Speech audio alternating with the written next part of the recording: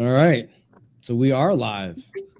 We've got the one and only Mark Alayev, CEO of Thread. I almost said the old word, but it's Thread. Welcome. It's no longer ChatGenie. Thank you, Kevin. How are you? Yeah.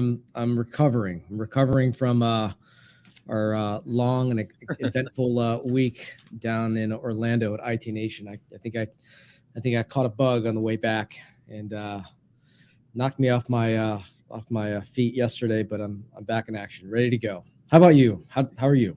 Feeling amazing. I think everyone caught a bug leaving such warm climates with so many awesome people. But I'm feeling good today as well. Yeah, that was what an event. I mean, I think they said something like 4,700 people showed up at IT Wild. Nation. Yeah, It was the big. biggest event that I've ever been to. I think I've been to 5 physical events consecutively, and this is definitely the biggest. Yeah, the first day it didn't feel like it, but then um, actually the keynote was packed, and then the rap battle was packed as well. So I don't know if you watched any of the rap battle, but I yeah, tried. yeah, I Tried. tried as well as being polite. But anyway, nevertheless, we'll move on for that. But that was a great event. I mean, there was a lot of action, a lot of activity, and the such. But we're not here to talk about IT Nation. We're here to talk about you. So welcome. So what we try to do is shed some humanity, shed some light on kind of the founder journey, the background, the origin story, where you've come from, and try to share that with the audience. And with that, we'll jump right in. We're going to go way back, and so why don't we start Far with, back. yeah, we'll go far back. So where you're from, and let's talk about your formative years. Where'd you grow up? Where'd you go to school? Yeah. So I'm from Tajikistan, which is a former Soviet Union republic. When it broke down, we flew out to Queens, New York. I think it was a massive migration as soon as the Iron Curtain was lifted. Wow. About 200,000 people flew out to Queens, New York. I was there uh, for a little while, I think around till I was 10. And then I went to a different uh, ethnic neighborhood, which was in Brooklyn, New York. And so I think I learned a lot of IT back then because in Brooklyn you were either unlocking an iPhone or you were building a computer from scratch from Newegg. So I got a lot of hands-on experience uh, doing both, all legal, all legal, um, and went to Brooklyn Technical High School. So that was definitely the formative years and interacting with a lot of tinkerers, especially in Brooklyn Tech where it was a lot of folks that were interested in everything from how do you build a computer, computer science program to how do I build a really cool computer to play video games on.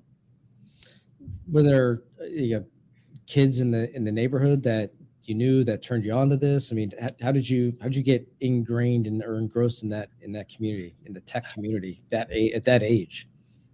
Yeah. I'm trying to cross a line of what was acceptable back then. So when Mm. I think the iPhone 3G came out, uh, I worked at Subway making sandwiches, and Mhm. when the iPhone 3G came out, I had a few friends working at AT&T, and it was the first time they were offering like subsidized iPhones and stuff. And so where I first got involved was like, hey, like everyone likes these iPhones. I can unlock them, I can resell them. I could put this like custom app store. It was before the app store was like Cynthia or something like that, Mm. where we were modding these iPhones and selling them. And so I think that was like the first time where a few of my colleagues from work, a few of my folks from high school were like all about the iPhones. And so we really started to do that, I think, as our first business venture. Um, but then I very, very quickly uh, got a job at RFA, Richard Fleischman Associates, which is an MSP based out of New York, New York. I knew nothing, and they're they're an MSP focused on financial services. So I was on my Palm Trio googling what is a hedge fund in the interview room.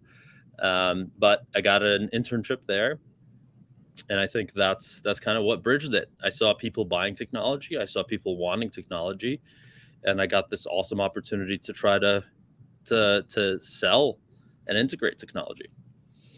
I feel like there's a deeper story behind this whole Brooklyn hustle story.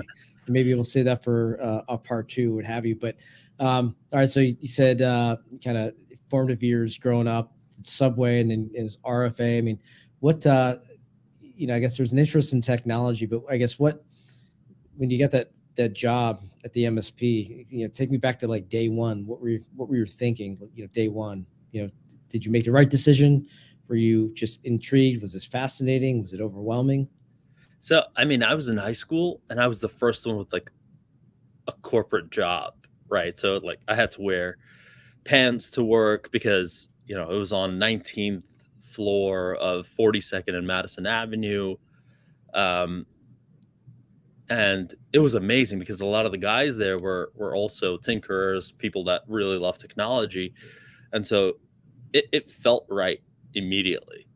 I also felt maybe for the first time in a while at that point as the dumbest person in the room, which probably was the best thing I could have done for myself. And I think a lot of folks that work at MSPs feel that way. Like the rate of learning at an MSP is far greater than working at an internal IT shop or working DevOps for a startup or something like that.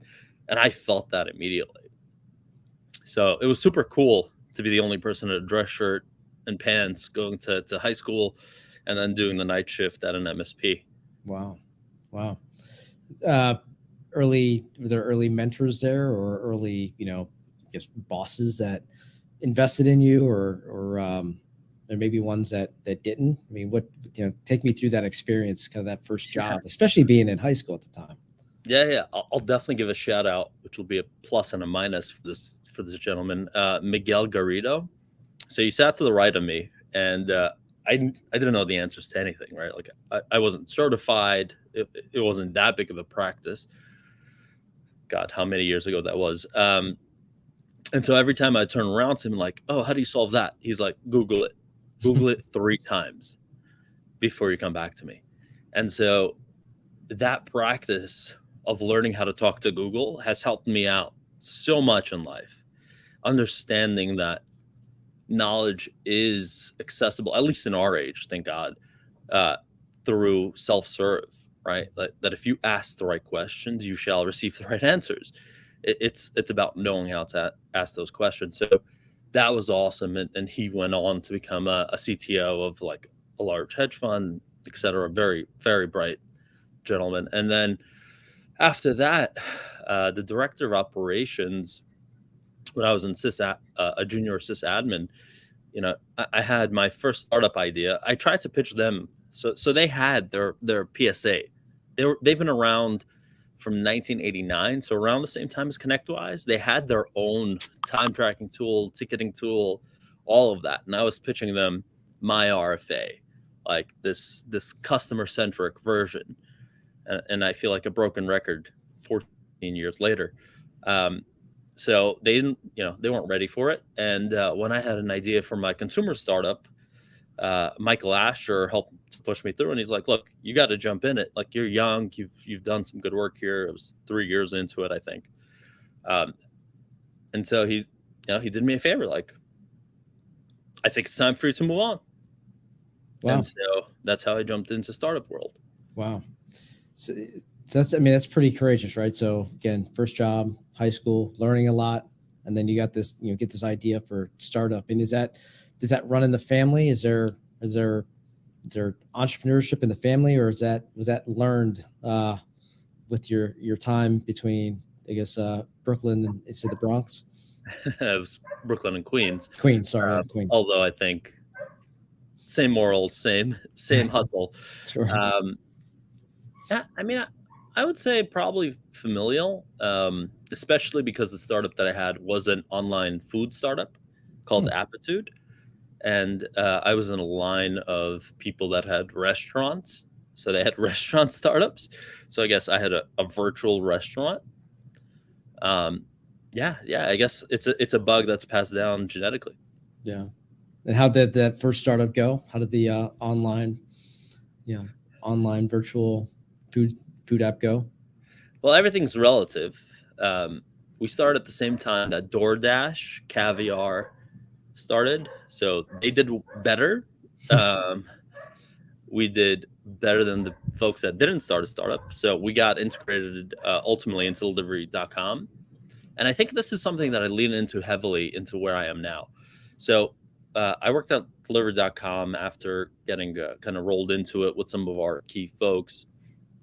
And we had a Hong Kong business, we had a US business. It was fairly large when I was there, about $40 million a year, but it was fully consumer driven. So it was all about like, how do I make this easier for people? So we integrated into things like Facebook, Google, Yelp. We had mobile apps, we had a responsive web app, and I learned a lot about what end users wanted. Mm. And I feel like as we get further in the story, I'm very consumer focused. Mhm. So that, I wasn't able to move the food to MSP, although who knows, maybe that's, collaborative food ordering platform for MSPs is next, but I was able to move the consumer orientation to MSPs, I think. Yeah. What were some of the, I guess, the biggest lessons learned, or were there any, you look at those, the first entrepreneurial pursuits, and, it sounds like you had a relatively successful outcome, but any disappointments, or on the other end of the spectrum, anything that you were just ridiculously proud of for that first startup of yours? I learned something so massive. That whatever you set out to pursue will not be what you end up winning with. And the only answer is to dedicate the time. So we ended up getting into a bad situation where our investor, who wasn't a VC, it was a strategic investor, a merchant processing company, ended up going bankrupt. And so we ended up quitting. And retrospectively, I was like, why would I do that? I just spent so much money actually building a platform. This was like before Stripe marketplace payments. It was so raw, so young, and it was working. We got some dishes trending, and my biggest disappointment is that I quit. And I realized that people quit because they set financial goals or financial barriers. Like, hey, if I don't have money to do this, I'll quit. But I think it should be time driven. Any entrepreneurial effort that you have should be like, hey, I have 5 years to get to the first milestone. And then if I do hit that milestone, I'll renew for another 5 years. You're not investing your money necessarily. What you're investing into is your time.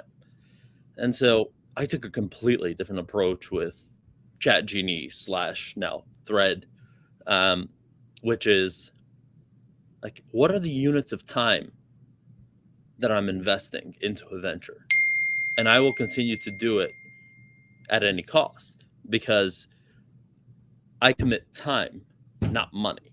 Mm-hmm. And I think that was a big, big lesson learned for me. As a founder, that's your biggest resource. It's time. Yeah. Well said. So, moving into, this next chapter, right, into ChatGenie, now Thread. What's the origin story where you just, you had this last venture and then you get the bug again? So how did you, what's the run up to starting this one? Yeah. So I was working at delivery.com. Life was pretty basic, as anyone that has worked outside of the MSP world knows. And then, that director that pushed me out, Michael Asher, pushed me forward. That's a better way of saying it. Mm-hmm. Was like, hey, look, I think we need to innovate. So we want to innovate. What can we do? And I said, well, I don't know. But all I know is if we dedicate the time to it, we'll probably figure it out. And so I rejoined as director of service delivery. I took over the NOC, the automation team, which was like the maintenance team, and a few other teams. And there, it was like, okay, well, let's get the MSP working better. Great. And at the same time, let's keep an eye out on like, what can we really do? Are there any benefits? And at that time, I rolled out Slack to RFA. Um, God, that was great because they were on MS Communicator, which I believe like the last production release was in 2008. My goodness. And I joined, I'm pretty sure in like 2016. Wow. Okay. Yeah, 2016, 2017.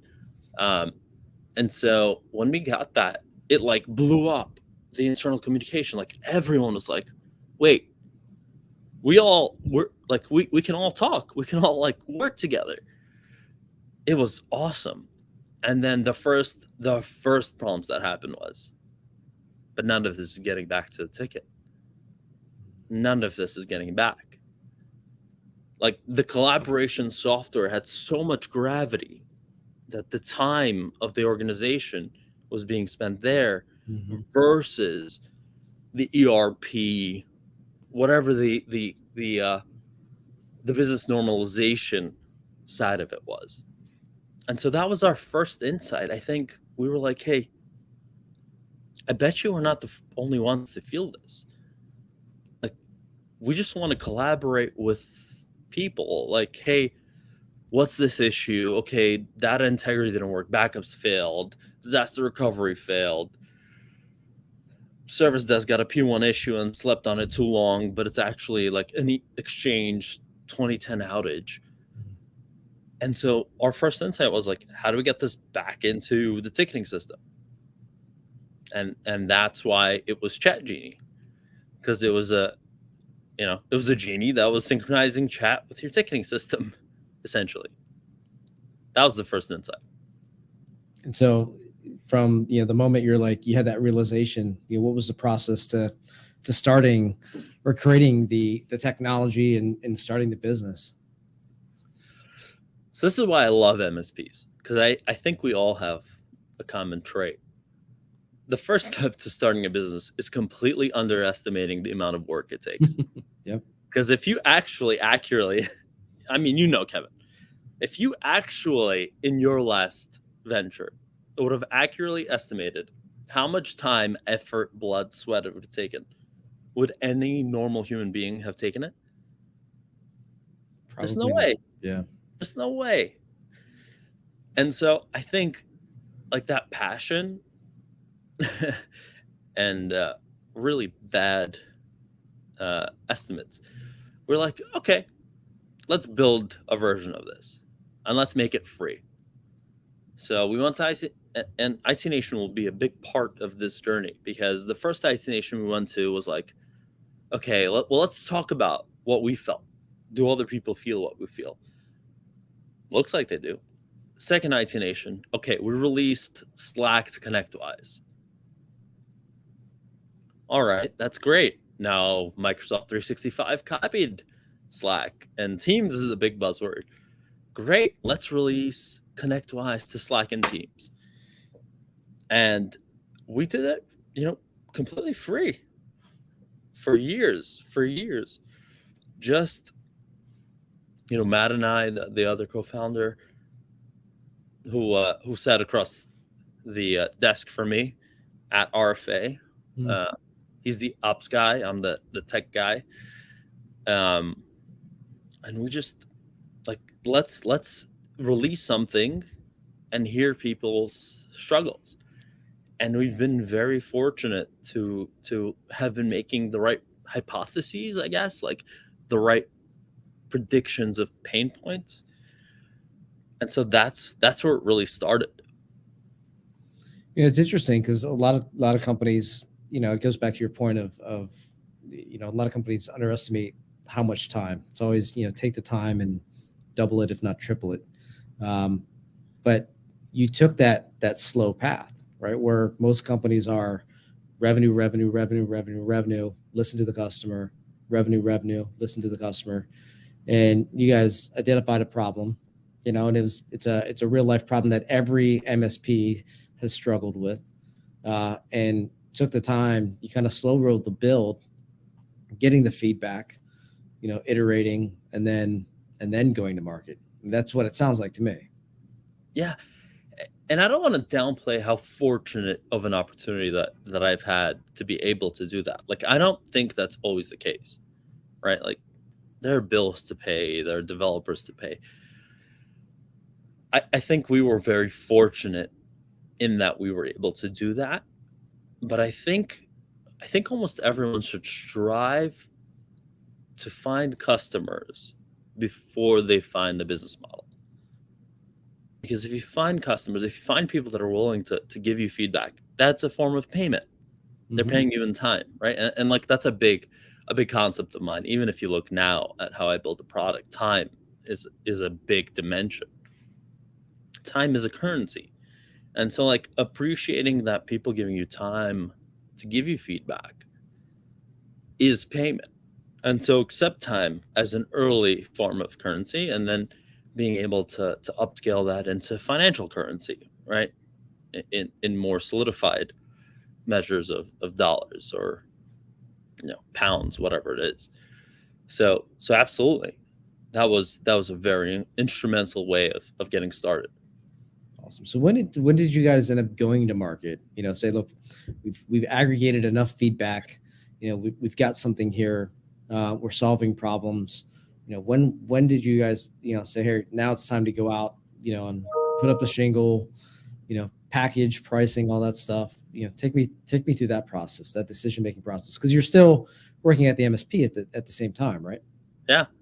Until this year, until May of this year. Mhm. So that happened a lot earlier. About, I would say, not 2021, maybe end of 2020. So what we saw, we launched the second version of our product based on a lot of feedback. And it was very nuanced. Like, we made a lot of assumptions that were too far fetched.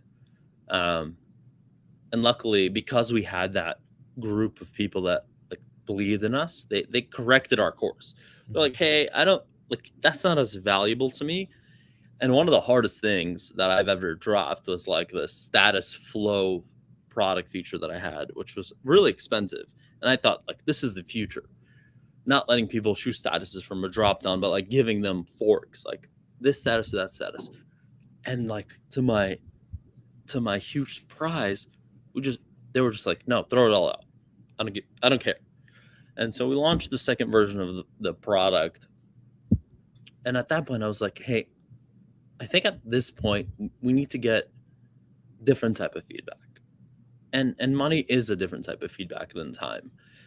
It's economic value. Like, am I actually impacting your business? Because a lot of MSPs are entrepreneurs, and we play with our time. Whenever we find something that's interesting, we, like, spend time on it. Or, like, it like drives the passion out of us, whether it brings economic value or not. Which is why we have so many peer groups that, like, hey, look, focus your time on the things that bring you money. And so I was like, okay, we gotta give it a go. We have to understand what our economic value was. And our very first client was Mike Hopkins from DevSource at $19 a month. And I was like, yes, we're valued at $19 a month. And I'll tell you down the line, that does not make for a good business. But it was good to understand where we were. Yeah. So it sounds like you had some tremendous support along the way, right? You're still at your day job up until May of this year, 2022, and I've seen recently that you've got you've announced, or it might have been announced previously, but you have some pretty big backers behind you, right? Some Just announced this last week. Yeah, there you go. So I guess early on, I guess obviously you bootstrapped and trying to get to this point, and then I'm assuming that's the case. And then tell me about the group that is now investing in you guys. Yeah. I love the group that we're with. The funny thing that I think you only hear in America is that there's a cost to money, right? Like, there's different costs to money. There's cheap money, there's expensive money. It's definitely an American concept, or a more mature economic concept.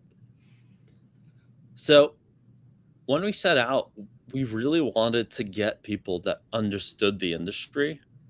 We wanted strategic partners. And so my son was born in September of last year. And I think we got on the first VC call with Integrated Capital 2 days later. I was still in the hospital. So I think it was the first call that JR from Integrated has ever taken from a founder in the hospital. So our partners today are Integrated Capital, who've invested, widely in many spheres, but the one that we know is Lion Guard. Mhm. I was luckily introduced to them by Joe from Lion Guard, who's just an incredible human being. Mhm. And then the other major component of the investment is David Bellini and Adam Slutskin, who have their own investment group that has continued to reinvest in the industry. And we wanted to make sure that some of the MSPs that we work with share the upside. So we had 5 really close partners that we wanted to make sure get some equity at a great valuation. So we went all MSP. Like we could have, like, we're a Twilio startup. We got, we spoke with a lot of different VCs, and we could have pushed that front. It just felt like at this early stage, they don't have the models to truly understand what does it mean to be an MSP. And I think everyone downplays what it means to be an MSP until they're an MSP, and they're like, oh, so like all of the enterprise software you're selling doesn't support a channel program, and you have to manually reconcile everything, and you need multi-tenancy. So for me, that was very important early on. So I really wanted to stay within the MSP investment ecosystem.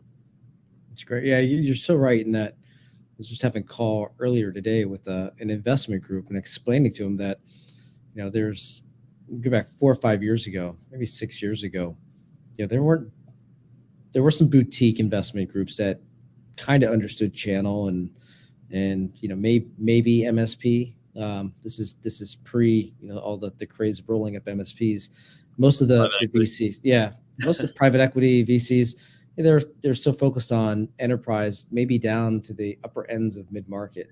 And it's only been the last 5 or 6, 7 years that they've come into the channel and understood the value and really the complexities of the channel, right? And I was telling this particular VC that think about this is it's been a ridiculously untapped marketplace, and you think about the value that the MSP represents. Not just the value of what they do, but they're often 2-year, 3-year, 4-year deals with their customers. And I think there's been like this big awakening, great awakening of investing in these types of solutions. And so you're seeing a lot of bigger companies, PEs come into the space and start to bolt on, try to jump on. And so, but it's great you found, groups, and, certainly Mr. Bellini there and Mr. Slutskin are professionals when it comes to this space. And probably certainly, you have to hear the story.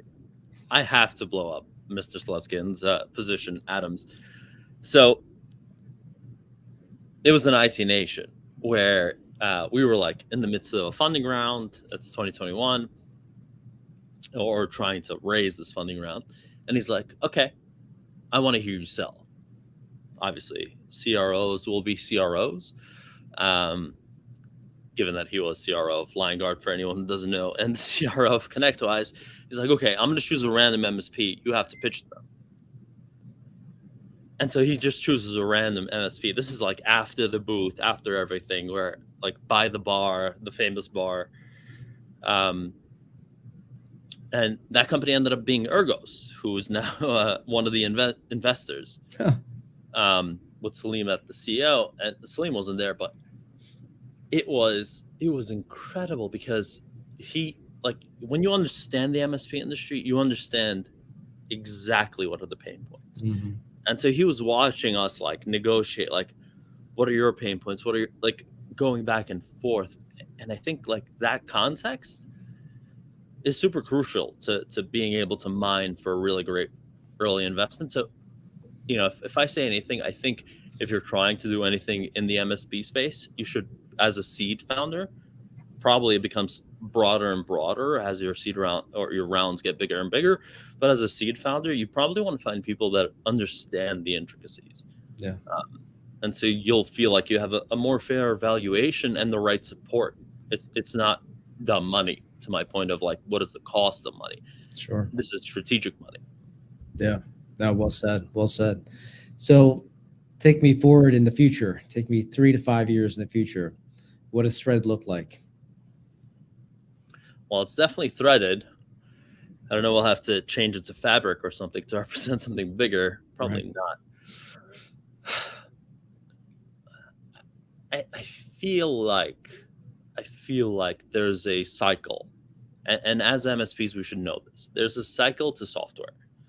We know this because we sold them firewalls, and then we sold them next gen firewalls. We sold them antivirus, and then we sold them next gen antivirus. Right? We understand that there's a cycle or a life cycle to software. What feels like is happening to me is that there's a cycle going on now, where RMM is being, enlightened or changing into configuration management, perhaps Intune. I think Enable is doing a great job, Ninja, of understanding that.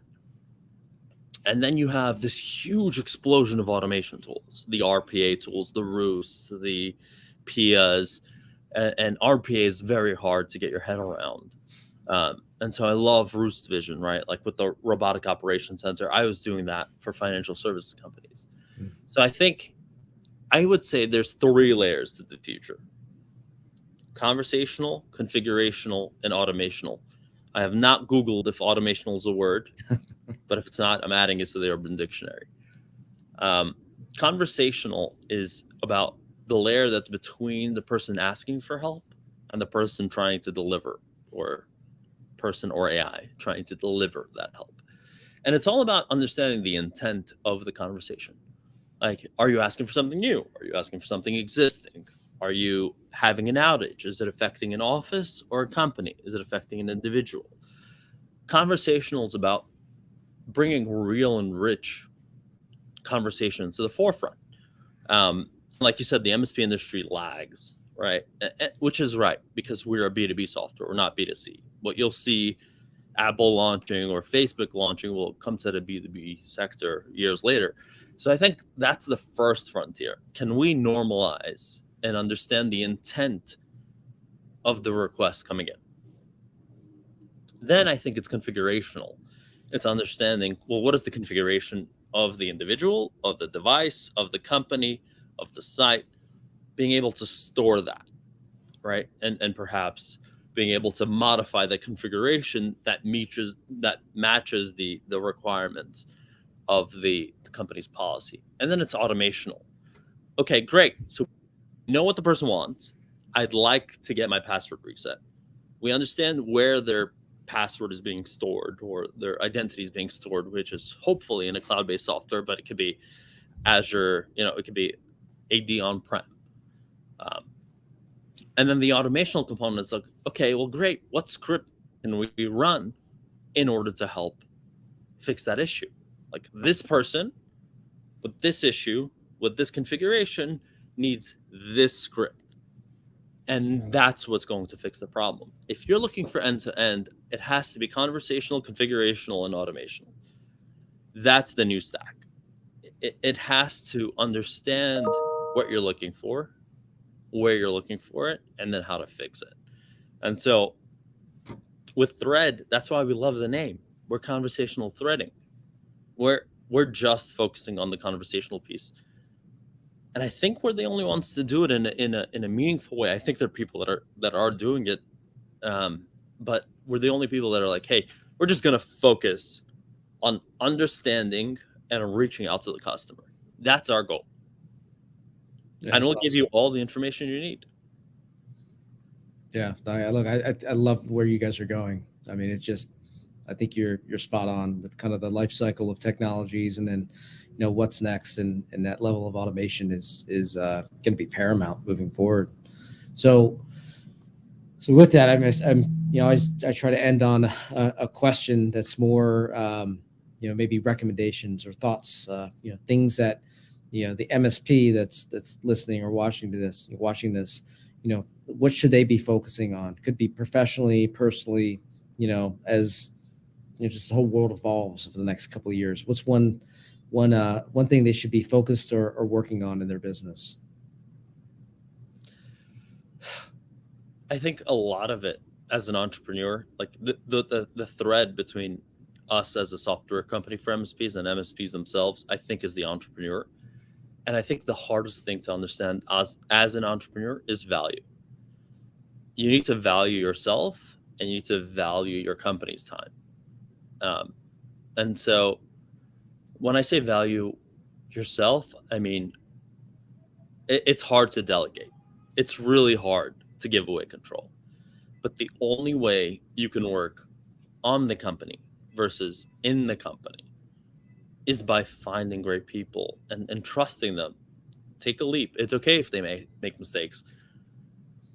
Hey, it's okay. You don't know yet.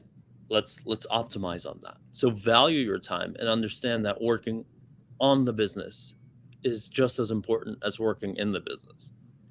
And then on the company level, value your business. Don't charge T&M. Don't charge $80 a seat a month. Charge the 300. Charge the 200. Value your business. Your unit of economics will get better. You'll be able to provide them with a better service. They'll like it more and they'll feel justified. But if you ever waver in your value, that will be felt throughout the whole buyer's journey. If you feel like you're worth $80, the other person will feel like you're worth $80. If you feel like you're worth 300, you'll act like you're worth 300 and they'll feel like you're worth 300. So I think it's all about like value yourself, value your company, and your employees will value you. They'll feel valued. Like the whole unit of economics will shift the right way. And it took me such a long time to learn that, right? Like I started as director of service delivery, moved into chief data officer. And like understanding that value proposition was really hard because you want to do the work for free. Like I said, we're so passionate that our time is almost free. Like, yeah, I'll help you. Let's talk about how to update your QuickBooks into Dropbox instead of saying, hey, QuickBooks doesn't back up into Dropbox. Like, move to QuickBooks Online, right? Like, I think that value proposition is super important as an entrepreneur of an MSP, or if you're in any manager, director, C-level position of a larger MSP. You're constantly trying to articulate value and protect the value of your company and your team. Yeah, I love it. And it's funny, I ask that question of every guest, and more often than not, I get more of a technical response relating to their specific technology. And what I appreciate is that it's practical insight, and it's reinforcing, I think, a lot of what, not just MSPs, but any business owner, thinks, but they have a hard time putting in practice. And so I appreciate you reinforcing that, because I know a lot of business owners, a lot of, just executives struggle. It's scary. Yeah. It's scary. Dynamic.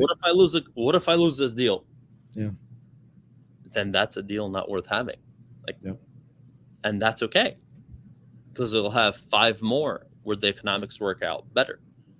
It's scary. And it's not something that like is black and white. Like for anyone listening, I don't think it's like I've made this decision, this is who I am. It's an everyday practice. Like every day you trade time for value. Yeah. And you just got to choose it choose it in a way where you can offer better value for your customers. But yeah, I'm trying to be less technical, even though my junior sysadmin brain wants to go to never fail and all the disaster recovery tools. But from a business perspective, this is really important to me. Awesome. Well, I appreciate your time, and I know myself and everyone else, again, watching, listening, has gotten value out of your time. So thank you very much. And with that, we'll wrap up this episode. But Mark, I want to thank you again. The insight, and it's been a treat watching you guys, especially over the last couple of months. Just with the rebrand and the velocity you guys have, it's really great to see. So So well done. Thank you, Kevin. As long as we're adding value, we're in the right path. Amen. All right. On that note, thanks everybody. Thanks.